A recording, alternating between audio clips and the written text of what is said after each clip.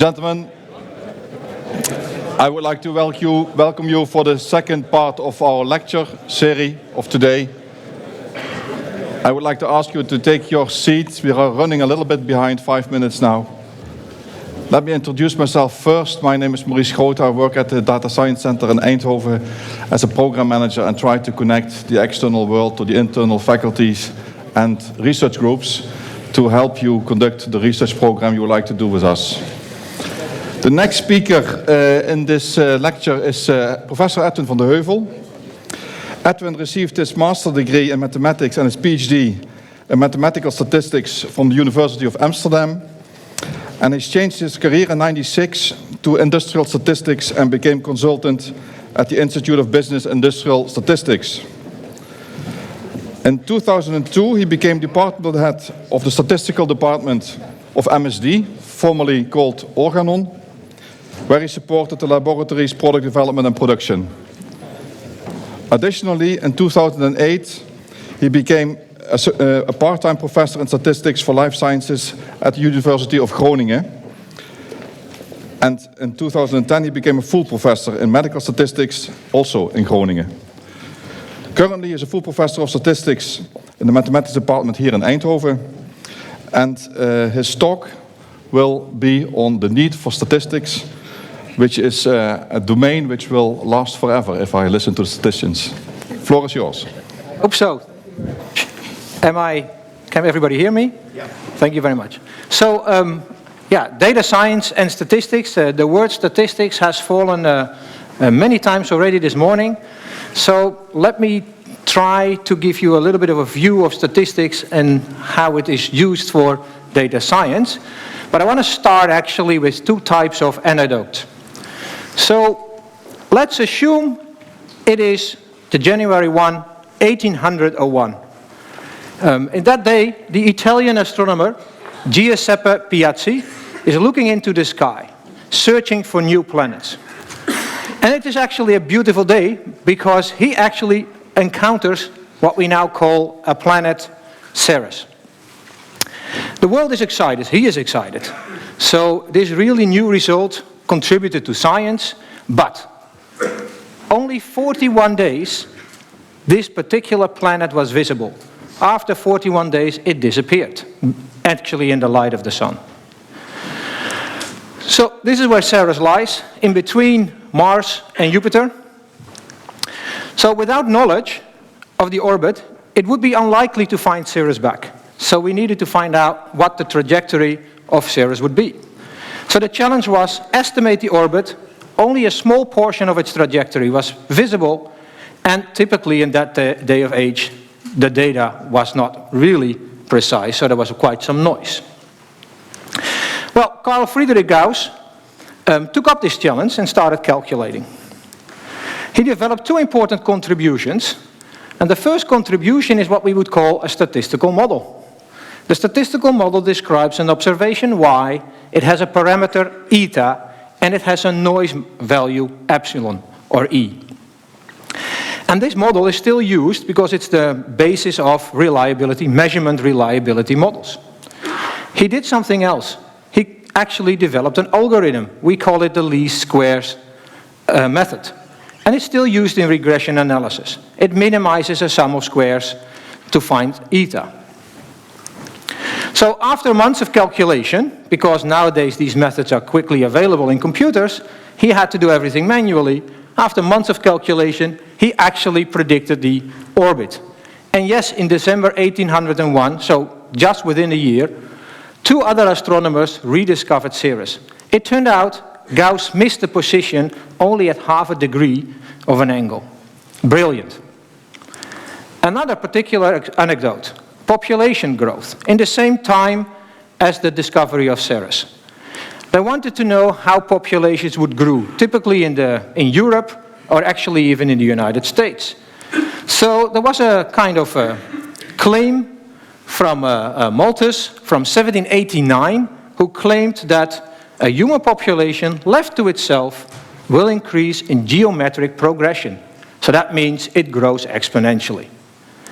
Well, Alphonse Quetelet didn't really believe that, and actually started to investigate whether or not this would be true. So if you would continue this growth, you would end up at ridiculous high numbers of populations.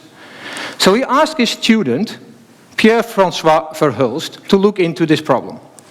And indeed, he actually did something, because he developed a model which we now call the logistic function. And it has this form. It has two particular parameters, alpha and beta, and a last parameter, which is the lambda, which represents the saturation level, actually the value that would have been interest, because that predicts the number of the population. And this particular logistic function we'll use still today in logistic regression. Well, in 1838, he claims that his model, his growth model, the logistic function, fits quite well with the populations in France, Belgium, and Russia. And actually, he makes predictions. In 1845, he predicts the population of Belgium to be 6.6 million, and in France to be 40 million. And he used only 3 data points. He used the data of 1815, 1830, and 1845. And in 47, he actually corrects his prediction of 66 to 9.5 for Belgium. The current populations in Belgium and France are about 10 million and 60 million. So, at least from Belgium, he's quite close, just using 3 data points. Again, brilliant. So, Gauss and Verhulst, in my opinion, are the forefathers of statistics. But actually, there were more. They were, in my opinion, data scientists. Why? Well, they developed algorithms to process data. They made predictions based on data. They quantified relevant information for the society. But they did actually a little bit more. What they did is they actually developed statistical distributions to quantify uncertainty in the predictions. And they come up with statistical models. I just showed you the statistical models they used. So, the question is it really necessary to develop statistical theory for data analysis? Well, let's look at a particular example, and this is another example. This is about pre-processing spectrometry data, which is done often in analytical measurements in chemical companies or things like that. So they use very complex measurement systems, and based on that, you can see that if you have that data, you need to be able to first manipulate the data a little bit, and in this sense, I've been manipulated in a good way. So they need to take care of baseline problems, scatter problems, smoothing problems, scaling problems. All of these things need to be addressed. Well, at this moment, there is a ridiculous number of more than 5,000 different pre-processing approaches available to be able to do this. So let's look at a particular example. This is a chlorine factory, and they collected 13 samples, and from the 13 samples, they were measured at 5 temperatures, and they created in total 65 spectra. And the spectra looks like this. These are more or less the spectra they observed from all of the samples. They're quite close, and they have a certain shape. But as you can see, they're not exactly on top of each other, and there are some differences between the spectra. So what they tried to do is they tried to build a calibration model. And this calibration model was actually, well, would take care of trying to predict the NaOH concentration in the samples. So again, this is using a kind of prediction model to come up what the concentration of a particular quantity would be. And we actually run all of these calibration models under the different settings of the pre-processing steps. So, and this means that we would actually be able to come up with calibration models using 5,000 different pre-processing steps. And the thing we did is we actually just mapped or visualized the performance of this calibration model against the number of predictors I need to be able to predict the concentration. And this is what you would find. There are many, many, many dots. Each dot represents one particular pre-processing step. And on the horizontal axis, you will see the prediction error. So the closer it is to left, the better the prediction. And on the y-axis, you would see the number of predictors. So the higher the number of predictors, the more complex the calibration model would be. And there are 2 important dots in this particular graph. The black one in the middle, that actually says, don't touch the data. Just run the calibration model as it is. Do not do anything. And there is this other one, I think it's green, but I'm colorblind, So it might be yellow, but that dot actually indicates the best particular prediction, and it requires about 18 predictors in the model. So what did we learn here? First of all, we couldn't find any particular patterns in this particular analysis to find out which steps of the pre-processing affects the performance. So we didn't know exactly what baseline is doing, scatter is doing, etc. We also saw that many processing approaches are actually doing worse than not touching the data at all. So that's a kind of a disturbing fact in my opinion, because we're trying to improve the data, but actually we do worse. So the conclusion is data-driven methods may lead to serious problems, and we need statistical methods to find the optimal pre-processing steps. And actually this is a particular research area I'm currently working in with Professor Buidens from the Radboud University. So why does not everybody believe in statistical theory? I think this particular example really demonstrates we need statistical theory. Well, maybe this is something that you all recognize.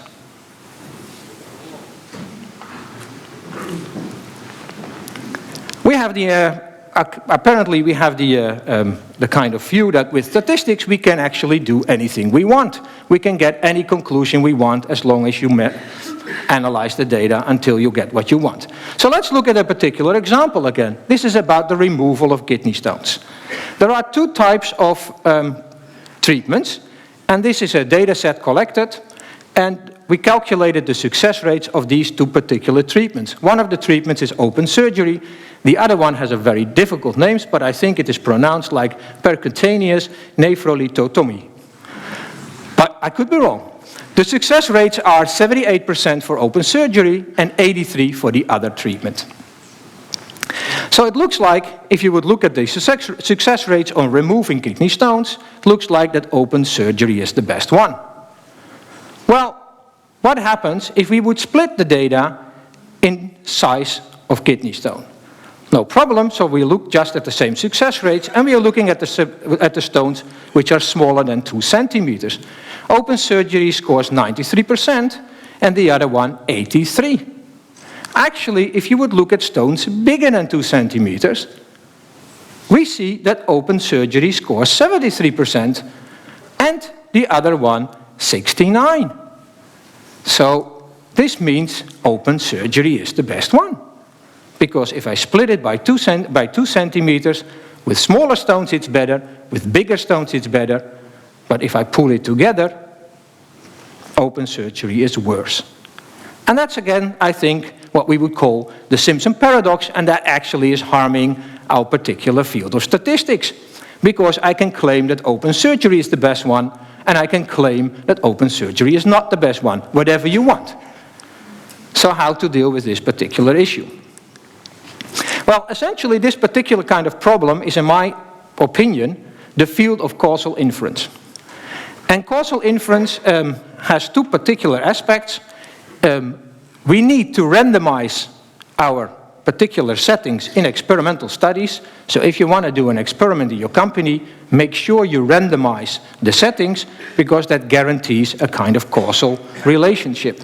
But if you would have an observational type of data set, so there is no experiment behind it, we need to maybe treat some of the variables differently. We might want to correct for particular variables to make sure that we get the right answer. And causal inference applies probability theory to be able to quantify uncertainty, but it also describes statistical models to describe relationships. And these statistical models are similar models like I discussed earlier in the anecdotes. There are two competing theories in causal inference. One of them is called counterfactuals, or sometimes potential outcome theory, and the other one is called directed acyclic graphs. And counterfactuals essentially assumes that if you would do an experiment, the particular unit you're testing might have different type of outcomes under the different settings. So for instance, if you would have an experimental setting A, we would actually observe YA. If you would do, let's say, setting B, we would get actually YB. However, if you do an experiment, you're only going to observe one of the settings, so you're only going to observe either YA or YB, but you're never going to get them both, because typically we can't run the settings at the same moment. So, and this essentially is related to what we call missing data analysis, an area I'm very much interested in. And there is a substantial amount of theory behind it, which is called the propensity score, that can be used to be able to correct for certain variables so that you get the right answer. I'm not going to dwell on propensity scores here because that's quite complex and not particularly useful for this audience, at this moment at least. So then let's talk about the directed acyclic graphs. That might connect a little bit better with a visual kind of view, because essentially it's something like this. There are nodes which are representing the variables, and the variables are in this case called A, B, C, D, E. So there can be anything you want, projected on your own application. We have edges. The edges indicate whether or not variables are connected to each other. We have a graph which is directed if all edges are arrows, not necessarily on one side, could be on both sides. And the graph is acyclic whenever I cannot walk through the graph and come back to the original point when I follow the arrows. So that's actually the definition of a directed acyclic graph. And there is a lot of search algorithms or particular methods that could be used to be able to plot this type of graphs onto your data. And this gives you an example of a data set that we've analyzed and published with this particular graph. I'm not going to explain all of it. It was about whether or not children who were born after an IVF treatment, whether or not they would have certain amount of, let's say, diminished quality, like blood pressure problems and things like that. And these were all of the variables we took into account, and we built a very incomplex kind of directed acyclic graph. So let's come back to the kidney stones, the removal of kidney stones. So what is now the answer of the open surgery and the other treatment? Well, the medical study was an observational study. So that means there was no proper randomization done. So this means we need to look at the particular variables. And the variable in this case is size. Should I or should I not correct for size? Well, size actually influences the type of treatment that people are given. So if you would have a bigger stone, you probably will go more or frequently to open surgery. And something else happens, because what happens is that the size also affects the outcome. Because a bigger stone is more complicated to remove than a small stone. So in that case, this is the graph that we would have. We have treatment being affected by size. We have the removal being affected by size. And of course, treatment may affect size. So this is the particular graph that we would have. And size is considered a confounder. So that means we need to stratify. We need to stratify the analysis to be able to find out what the real answer is. And in this particular case, open surgery is the better one, because stratified by size leads to better results for open surgery. Well, there is a misconception about confounders, even among data scientists. There is a book by Cathy O'Neill and Rachel Schutt, and they actually have a kind of a paragraph or a kind of headline in their book on page 294, and they claim stratification doesn't solve the confounder problem. Well, I think they're wrong. I think they meant to say we are not always sure whether or not it is a confounder. We don't know always whether or not size would affect both of the two particular other variables. And if it's not a confounder, then it could be harmful to correct for this particular variable. So let's look at this particular example again. Another example. I'm interested in the relationship between E and D. In this case, there are two other variables, which is C, which is a kind of a covariate, like that could be size, E could be the treatment, and D could be the outcome, success of removal of kidney stones. There is now, in this case, also another type of variable, which I call U, and unfortunately, this variable isn't measured. So that means that we do not have information on this particular variable. And this is the graph that belongs to this particular system. Let's assume that this is the graph that is the truth. So first of all, we need to find out if C is a confounder. Well, if you remove all of the edges from E, There is no path possible from E to the outcome D. There is no way that they can come there. So that means essentially that the variable C is not a confounder. And if in this case I would still correct on the confounder, I actually introduce a new path. I introduce a path from E to U. And this path is causing problems. This path is actually making a kind of bias in my estimate, which tells me that one of the treatment might be different, the performance of the treatment different. So this would actually explain why you should not correct for certain variables that are not confounders. But nice, all of this theory, but we don't have to do anything about statistics. Why? Because we measure everything. All of the data is there. Nowadays, everything is captured, so there is no need for statistical theory. We can just apply anything we want because we can just let the data speak for ourselves. Well, this is completely wrong. There is always this problem of the Simpson's paradox lurking around there. So you still need to think about what you should correct for or what you should not correct for. And moreover, there is also always noise in your data. There are outliers in your data. So we need statistical models to quantify the information that is really present in your data. So is statistics ready for all data science challenges? Yes, no.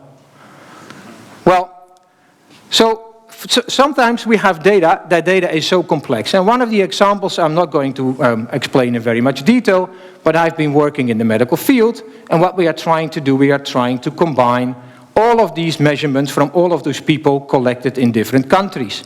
So we are trying to collect, let's say, data from, well, millions of people together, so that we get one big database that we can analyze. Well, that means we have a huge number of participants, we have a huge number of variables on participants, and we need to analyze. And that's quite a complex endeavor. And certainly numerically we have problems, because running complex statistical models on this type of data will turn up not to converge, or it takes weeks before you get a result. So we do need to make sure that we can develop more sophisticated type of analysis that could actually be run on subsets of the data and then be pooled so that we get an answer without going into the complete data set directly. Or maybe you should actually develop complex algorithms that can partition the data and then build up the model iteratively from subparts of the data. And this has actually a nice name, because you can find this type of analysis under the name of federated data analysis. And this type of analysis actually solves sometimes the privacy issues, because these countries are not really willing to give you the data on your computer, because there are lots of privacy-related information from participants. So data can be too big. We are currently working with one of our, let's say, collaborators from industry. They have come up with a new high-dimensional analytical measurement system. And what it does is it actually creates a spectra that I just showed you, but at each of the wave numbers, it creates another spectra, actually another 1,000 spectra. And then I have another 1,000, and for each of them, I again create another 1,000 of these spectra. So that means I'm generating data with 10 gigabytes a second. And to analyze a particular sample in that particular company takes about 12 minutes. We can't store it at this moment. So there is a big problem in this data to even store it, but then to analyze it. So we need to come up with much better results to be able to reduce this type of information to real information. Yeah, so we have a lot of data, but not all of the data would really contribute to information I'm looking for. And the last one, this is actually an example, and I didn't realize it was that important. This is an example I did 15 years ago or even more.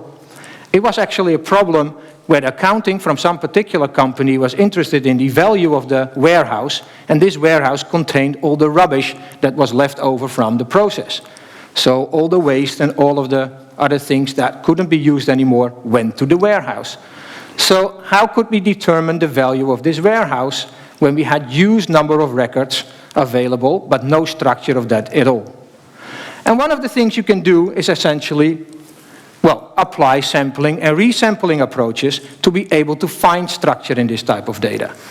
And this type of problems are very much common on the internet as well, because a company might be interested in whether or not the page on their website is viewed by people. And you would like to know how many viewers you had, not just how many clicks you have. So my main message actually of the presentation is essentially this.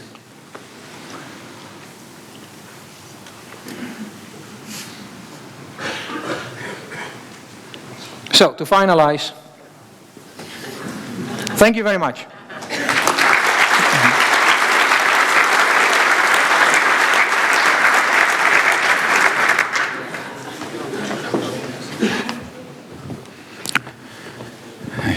Thank you very much, Edwin. There is time for some questions. Who may I hand the mic?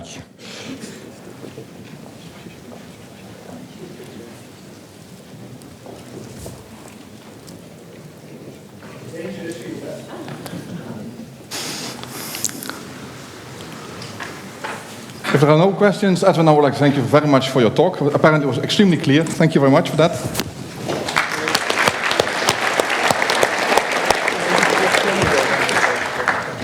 And I would like to introduce the next speaker to you. It's the first representative of our research partners in the region from ASML, Gert Streutker. He's a senior project manager for ASML customer service. Gert has a history in the semiconductor industry of more than 25 years. He started at Philips Research and was studying semiconductor and quantum well materials. He joined ASML in 1998 to manage challenging hard and software projects. And recently he introduced a proactive maintenance concept as a service for ASML. The title is a very long one, but it is about how to maintain capital goods on a distance and predict the performance of that system from the headquarters in Veldhoven. Gert, the floor is yours. Okay, thank you very much. About 5 years ago, we had a group of people sitting together looking at the data that we collect from our machines on a regular basis. We are collecting data for now about 15 years already.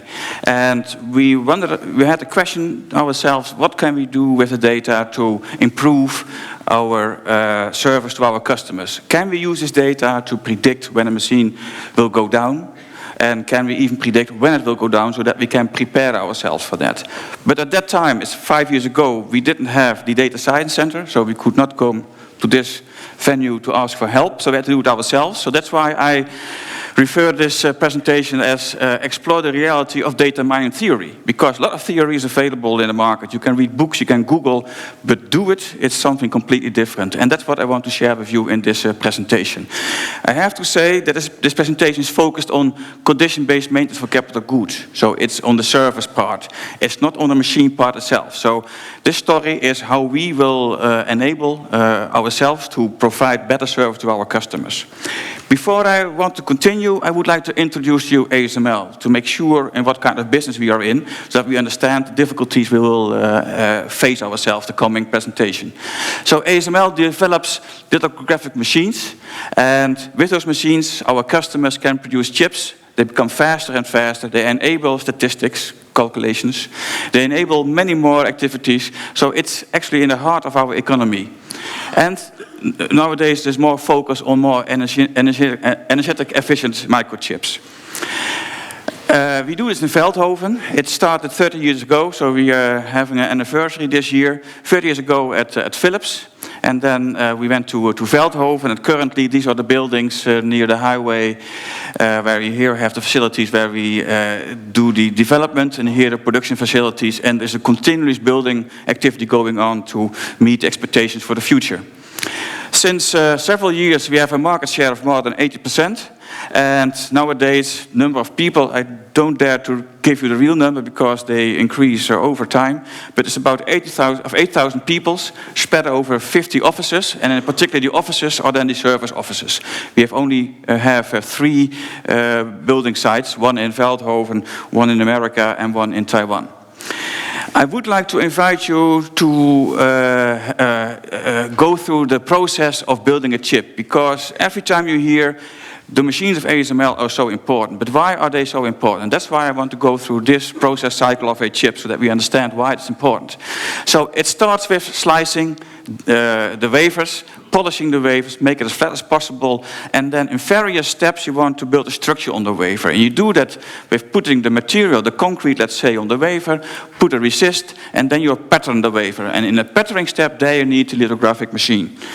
It determines what you print on this wafer. Then you do some processing of the photoresist. You remove the concrete, let's say, by kind of processing. You remove the resist, and then you have the first layer. And you're repeating this time over time, nowadays more than 30, 40 times for one single chip. So you are stacking layer for layer for layer. Although lithographic tools are considered as very important, but for the final performance, also other kind of processes need to be in place. For example, polishing, depositioning, and etching. So all the other companies have to do these kind of tricks as well.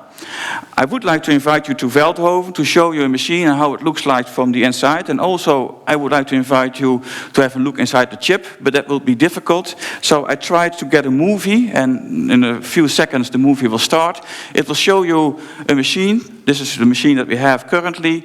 It shows you the big lens element that we have over here. We have two stages moving. One is measuring the topography of the wafer, so we can correct the topography while we print. It's about nano accuracy. It's about 1 meter of glass in this lens. This is about 1.5 meters long. The light goes through 1 meter of solid glass. So it should be very pure. Fast movements in the machines, and these movements correlate with the movements of the stages below. So a lot of servo and corrections are needed. And if we could have a look in the chip, so now we are viewing into the chip, we will recognize the 3D structure in the chip. So we go deeper and deeper, and then we go to tilt. And now you see all the layers that are visible in the chips. And for each layer, you need a step, as I showed you before. The newest machines we have no lenses anymore. We have mirrors. So we are now reflecting the light against the mirrors. And as stated before, we don't have the right people to do the work that we are looking for. So I invite you to join us. Okay, so this is about ASML. So what did it lead to? Well, in the 80s we had the telephone, big, huge, expensive, but due to shrinking, because shrinking is the buzzword in this company, we were able to make smaller chips, so to enable the customers to make smaller and smaller chips. Then here you see the result. We all know these results. And the trick is to even continue to shrink the size of these lines, and also to stack them on each other. So two important parameters are how small is the size you can print, the CD, the critical dimension, and how good can you position the layer over each other, because they have to be nearly exactly on top of each other, otherwise you don't have a connection. That's what we call overlay. So although we talk about shrinking, it's also about overlay. To give an impression how large a layer of how large a wafer is, this is the size of a wafer, 30 centimeters, and there are thousands of chips printed on such a wafer. I'm talking about shrinks, and shrinking is more or less Moore's law. You might have heard of it, and this is the original picture of Moore's law, and Moore's law drives the whole business. It drives us to make better machines, and Moore's law more or less says that the amount of transistors per given area on a chip doubles every 2 years. Make it in a more explicit picture. Here you have the timeline, recent timeline. Here you have the critical dimension, so it's in nanometers, 100 nanometers, 20 nanometers, and all those manufacturers focus on certain nodes, certain points. We are not going to provide machines to cover all these nodes all these numbers exactly, but we, in an early stage, identify the important nodes, and then all the semiconductor providers, suppliers, they focus to deliver the requirements for such a node. So we go from the beginning of this century from 100 nanometers, and nowadays we are around 22 nanometers. And here you see also the generation of machines, although I have to explain it. This is a generation, this is a generation. You can recognize the naming, and these are various generations of machines. So we have to continuously deliver products for these nodes. So this is the introduction. So the outline further is to give you a bit more insight of the business ASML is in, but also insight of how the chip manufacturers is in, because they coincide. Then I want to introduce machine maintenance, condition-based maintenance, and how does data mining contribute to this concept. And then, of course, some nice implementation challenges and end with a few conclusions. This will become a quite complicated picture, but I have to tell you this because this is very important for the rest of my talk. I mentioned that we collect data already for 15 years, but where does the data come from? So we have to develop a machine for each node. So this is, let's say, one node. We start developing the machine, and when it's ready, we bring this to our customers. At least we say the machine is ready. It means it's ready enough for the customers to do their trick. They have to learn the process. They have to adapt their processes. That takes sometimes 2 years. So we do an early introduction, and then the customer starts to use this machine to optimize their processes. But in the meanwhile, we change the configuration of the machine because it's very new. It's started for the first time. We have no idea what will go wrong. We know that something will go wrong, and we have to be ready for that. And therefore, we have to solve it. So we do redesigns. And for the next node, hopefully the platform can stay the same. We do a big upgrade, let's say, of a big change in the wafer or in the stages or whatever, and then we can hopefully comply to the requirements for the next node. And also in those new requirements, we will have some errors in the first time and to solve them. If you had an installed base, we have also upgrades to improve the machine performance. And as soon as the platform is not suitable enough for the next node, we introduce a new platform, same kind of problem, same kind of situations. And nowadays we are not using lenses anymore, but mirrors. In this situation, this is a platform that's more or less the same as the previous one. The hardware around is a bit different, but still a lens. So there could be components that could come from an earlier platform. And now my question is, looking at this picture, what is the value of the data that you collect from all these machines? Can you collect data from this machine? Yes. Can you store the data? Yes. But as soon as you repair the machine, if you redesign a component of the machine, what do you do with the data? Have you to throw it away, or can you keep it? Can you use the data for future analysis? And if you introduce a new redesign, is it only the data for that particular component that you have to consider keeping, or do you even have to throw away other data? Well, and you can ask the questions for the other ones as well. What I want to say is that we have an enormous amount of data, but relevant data for analysis, it's much and much less. It looks that we have a lot, but in practice we will see it's quite difficult to select the right data for your problem. If you go to our customers, it's a simplified picture. Let's say we have 3 categories of customers: the memory, the microprocessor and logic, and the foundries. So the memory make dedicated chips, and also the microprocessors and the logic people make dedicated chips. Foundries offer companies to design their chips, and they will produce them. What does it mean in machine utilization? How do these machines from ASML, how are they configured? Because we don't make customer-specific machines. All our machines can be used by any customer. But as soon as, in particular, these type of customers get one of our machines, they're going to look for the champion machines. Which one is the best? And with the best one, they're going to print the most critical layer, because that's their selling point. The other parties, foundries, do it differently. They want to be as flexible as possible because they have no idea what kind of customer is next. So they set up the machines on average. This means that data from these type of machines, the champions, are different from the other ones because they did some tweaking.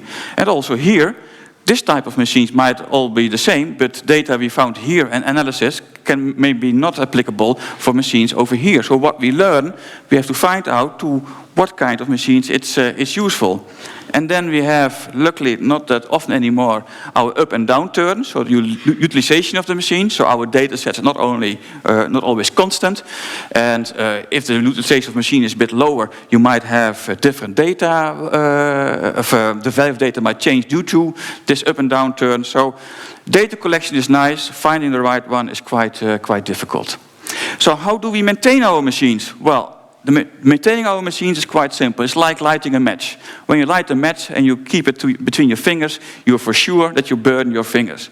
And it's the same for ASML. When we start our machine, we know something will go wrong, although we don't know when it will go wrong. But you will burn your finger. And when we burn our fingers, we're going to firefight. We have teams around the world that go to the machine, and we have the first line engineers to start to use to solve the problem. If they're not successful, other teams fly in. But this is of course not something you want to continue. You want to have a smoke detector. So 5 years ago, people started, then I want to express what the effect is of this firefighting. So when we do the firefighting and when we do our maintenance to this machine, I start here with an unshadow down. We have no idea what we should do. We contact our customers to get allowance to get to the machine. Then we do our diagnosis. We order parts and tools, and that can take a long time because parts might have to be sent from Veldhoven to around the world. Then we have to repair, recover, and return, and this is downtime for the customer. And what we don't do, we don't learn, we don't prevent. Next time it happens again and the same situation occurs. But we want to be proactive, so we want to be warned when something goes wrong. So the concept now is, can we connect the machine?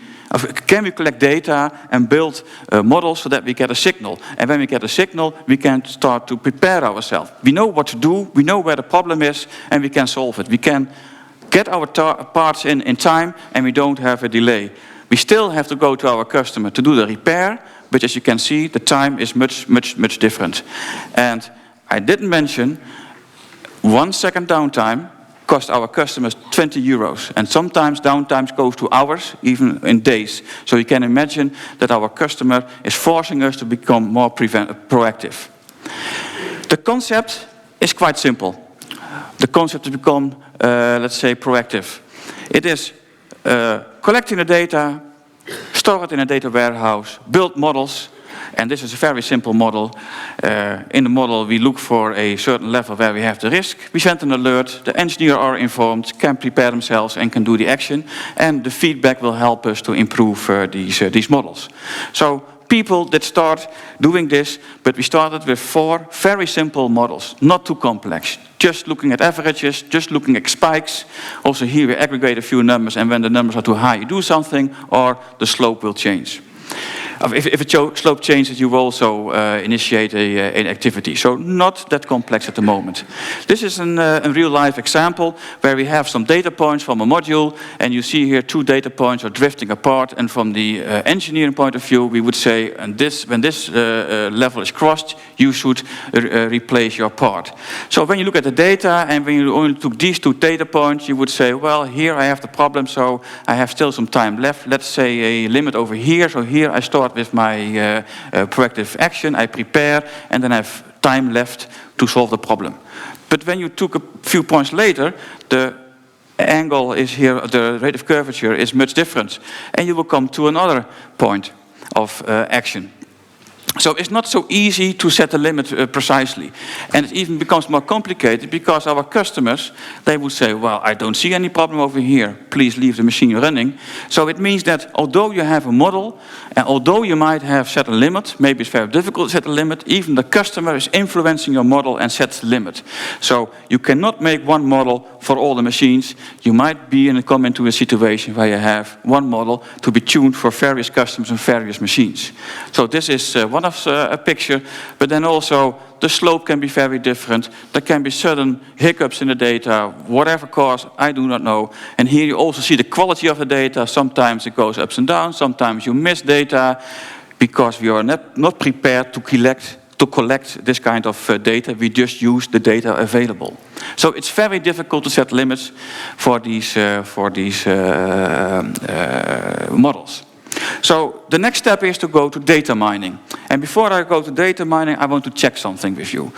It's about your opinion when you had a model that could predict when you burn your fingers. So by data mining techniques, I would like to check what's your opinion on this one when I show you the rest of this slide. So if I give you a model with accuracy of 60% and I present you a model of 80% accuracy, which of the 2 would you choose?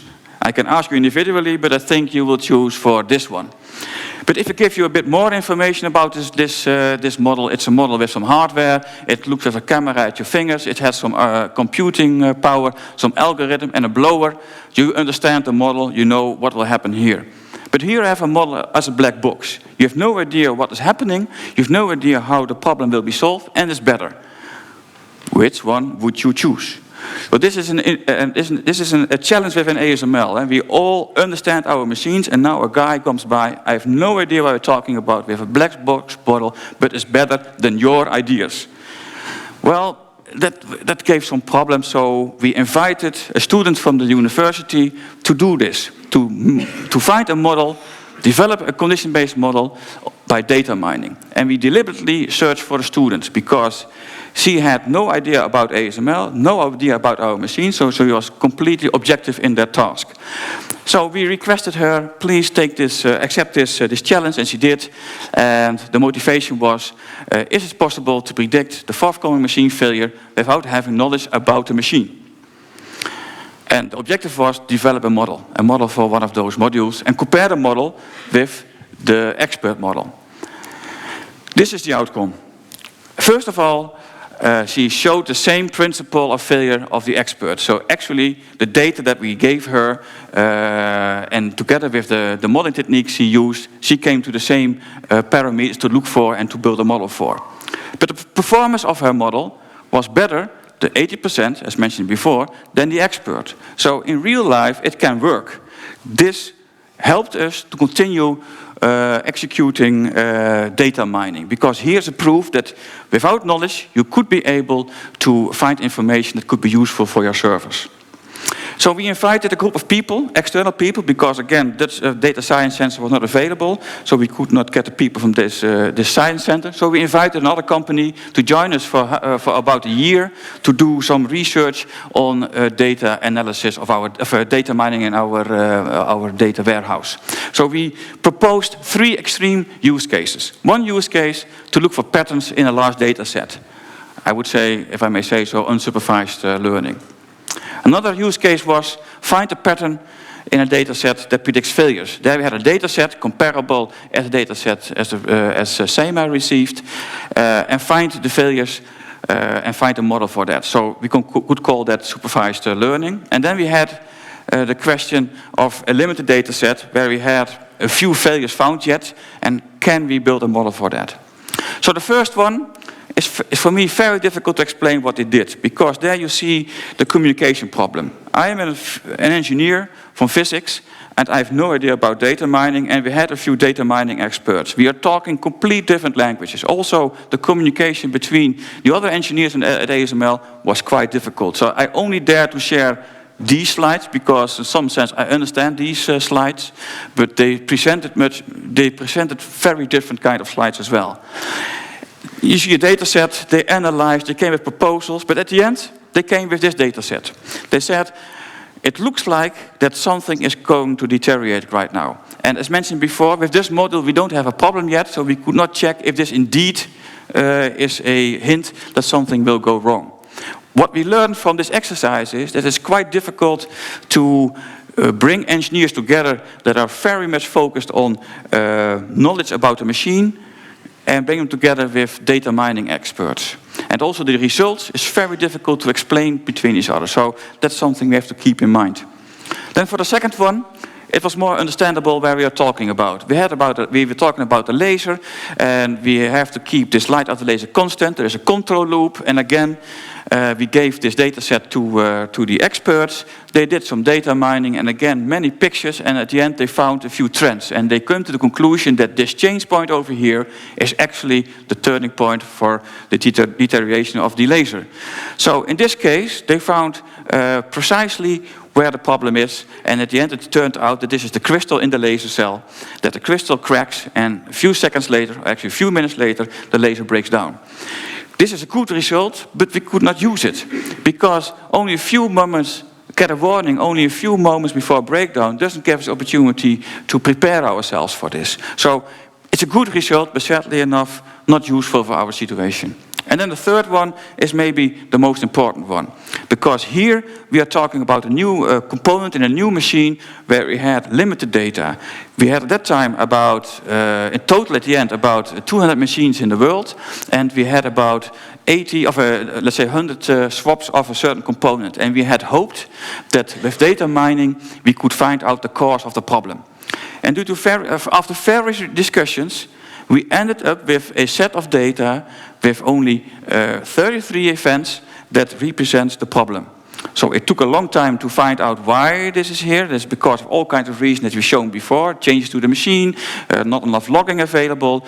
And yeah, and this issue is in the early failure rate of the machine. So we have less data, we don't know exactly what's happening. And we concluded that although we have some data, but this number of points, even 43, is too low to use to build statistical models on this one. So this number of events is too low to build a model.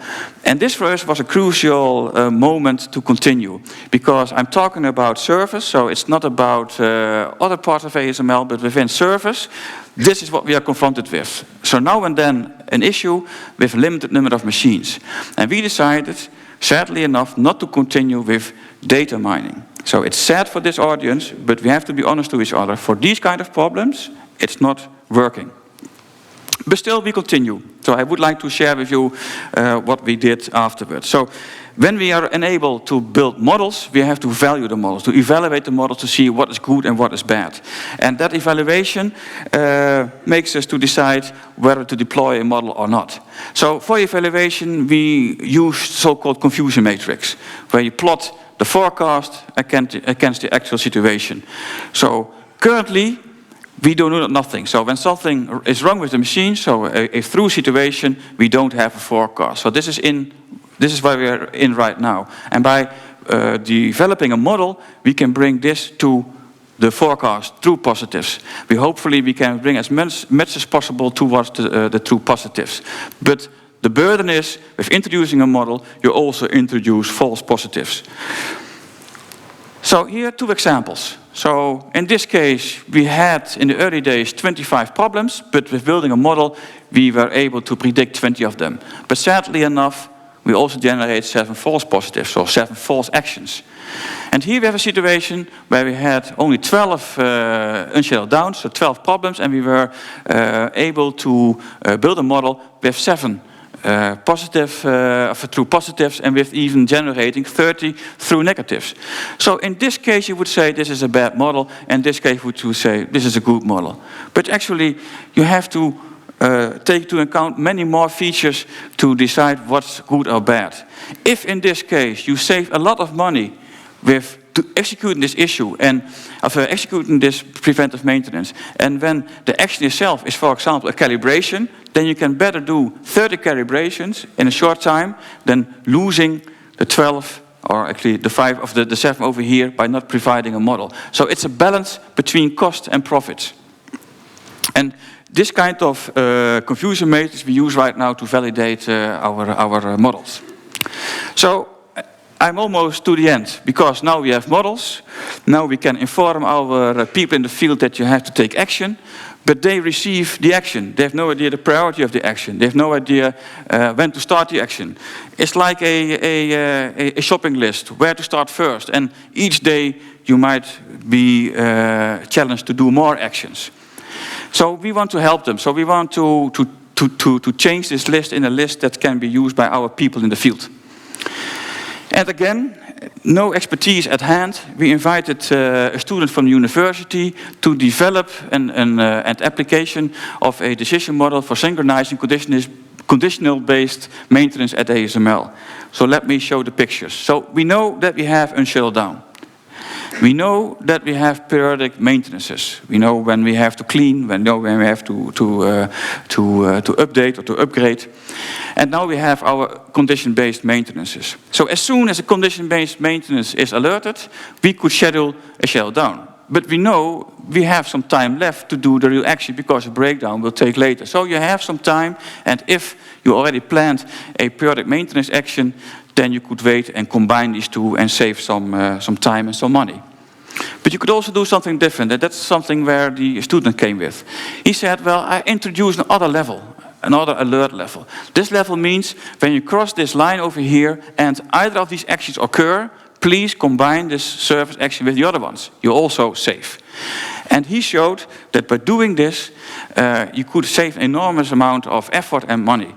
If, in the case of an unshell down, the problem is over here and the service for this one is over here, you can do it in parallel. So the cost function here is much lower than if you do it alone.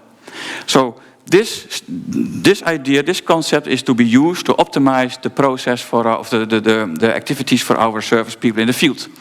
And what does it mean in practice? So currently we do our maintenance quite simply. This is an office, 4 people in a shift. These are the days. So on the first day there were 2 unshelled down, so 2 engineers went to the machine to solve the problem. Here we have a day with nothing, but as you can see, there's a day where we have 5 big problems, so we need 5 engineers, and that means overtime for one of those engineers. If having proactive maintenance in place, you could already forecast what will happen the coming week, so you can already plan for that and optimize the schedule. And then the rest can do the other work. And you see now that with only a group of 3 people, you could do the same amount of work. That might mean that that might implicate that you have you can limit the number of engineers. That's not the reason that I put it this way. The reason I put it this way is that the same engineers can cover more machines, because the 4th one still stays here and can cover more machines. Because our machines become more and more complex, so the service becomes more and more complex. And by helping them in predicting the issues, they can plan it as optimal as possible. Any other business? Yes. I don't have any time left, so I just put on this slide to make sure that you are aware of this, what we also encountered. One thing is, I didn't discuss about spare parts logistics. If you can predict that something is happening, you could also optimize your logistics for this. I briefly mentioned data lifecycle management. I presented the complexity of the data that we collect, so you have to have installed a data lifecycle management. And also for the models. If you change the machine, sometimes models are not useful anymore and you have to decommission them. Another one is change management. I briefly touched, it's a completely different way of working. It's not just providing it from the Heuvel headquarters. You need change management to get it accepted not only by ourselves, by our management, but also by our customers. So in conclusion, and I have to say it's from the condition-based maintenance perspective, that condition-based maintenance is to be built on expert models. We need to understand what we're talking about. And the data mining technology can be used to analyze data sets. As I showed before, one of the students found the safe data as used by the expert. So in case we have a large data set and we don't know where to start or where to look, we conclude that data mining can help us out. And then the last one, a key for success, and I mentioned once more, is data and model management. And once more, disclaimer, because it might be a bit dissatisfactory for this summit, but it's only about data mining for condition-based maintenance. There are a lot of areas within ASML where we do data mining and where all these techniques can be of very much of use for us. This was my presentation. Thank you very much.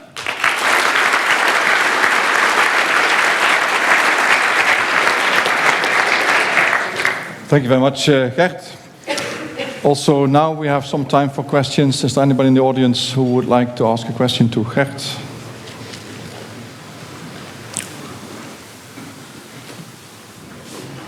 There's one over there. Yeah. Oh, sorry. Okay. Yeah.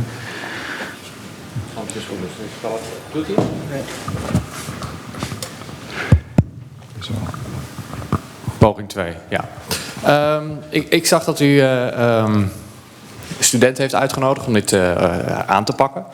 Hartstikke goed, maar u zegt er wordt ook veel data gegenereerd binnen ASML. Er zijn veel onderdelen in uw bedrijf die veel data genereren. Dus ik vraag me af, hoe heeft u dat nu binnen het bedrijf belegd? Heeft u een data science center? No, that's not the point. So the question was, do we have a data center to control all these thingies? No, it is not. ASML is a company where the the local engineer can do a lot. So many people build these type of tools themselves, so uncontrolled, but now we're going to bring it back to control with doing this. So I deliberately talk about condition-based maintenance for customer support, but there are other areas where they use these techniques to analyze data that are much more stable, much more available. But at the moment, there is no clear connection between those groups.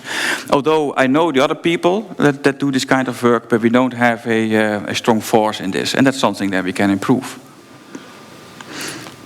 Maybe mentioned to say I did this in the customer support environment, and we brought it now. We showed the success, and now the development department is continuing this work.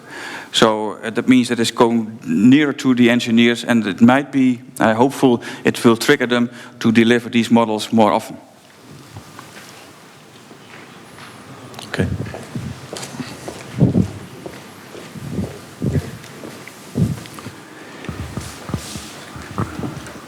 Gert, you know that we are also setting up master programs in data science.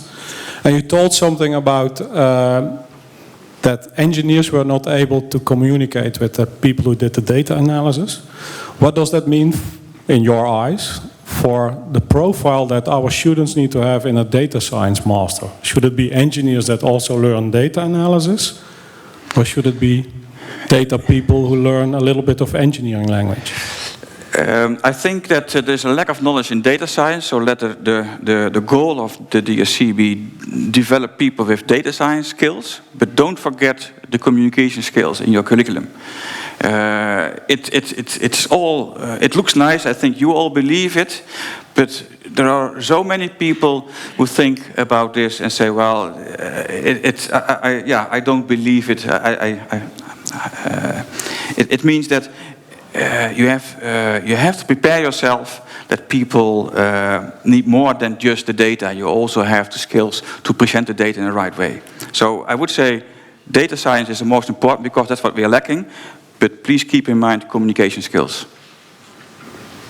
Okay. I see no hands, so that means that I think we are... Oh, Ronald. You talked about change management. I can imagine two types of change management. One is to change your own organization in the way that data mining will be acceptable. The other thing is that to equip your machine to deliver more data which is useful for maintenance afterwards. Mm-hmm. Can you elaborate a bit more on both? Yeah, so nowadays we collect data on a daily basis. So there is a time gap of 12 hours. So that's why we don't have real-time data. So in the future, we think those models should also signal events in minutes time frame, because then you can shut down the machine before something breaks, or you can give the customer the opportunity to get out the critical waves out of the machine before the machine breaks. So there's a tendency to bring the technology towards the machine and not from a central point of view. But as you've seen before, a machine down is quite costly. And if you introduce this concept and showing that you will for sure give false positives, and you can calculate how much the positive will cost the customer, it takes some time to convince the customer. But I can tell you from experience, when you are successful, they are screaming for this. Then they take the burden that sometimes it will go wrong. But you have to show it and to communicate it. And sad to say, it's quite difficult to communicate it in such a way that they believe in your process. If you do one step wrong, you might go back many steps. And it's, in particular, the reason is the cost of the machine, and the downtime of the cost per second is so high. Communication. Communication is not only difficult between data scientists and engineers, but also between engineers and management. Yeah, that's right. Okay, thank you very much. I propose to thank again Gert for his interesting talk. Thank you.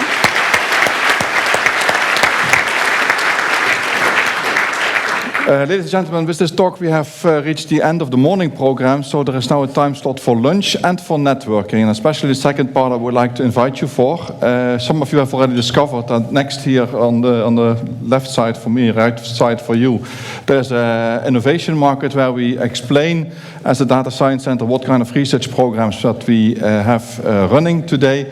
And for each of the global descriptions of the programs, there is also an example of a typical research project which is running in the particular area. So I would like to recall that there are 7 research programs on display. First one is about process analytics, the second on customer journey, the third one on smart maintenance, a fourth one about quantified self, a fifth one on data-driven value creation, a sixth one on smart cities, and a seventh one on smart grids. So we have 7 programs, and try to meet your counterparts and your customers and your relationships at the poster session. And I hope that you all will be back in 1.5 hours, where we can start in the afternoon program. Try to be on time so that we can give all the speakers the right time slot that they have prepared for. So please be here at 2:22. Thank you very much.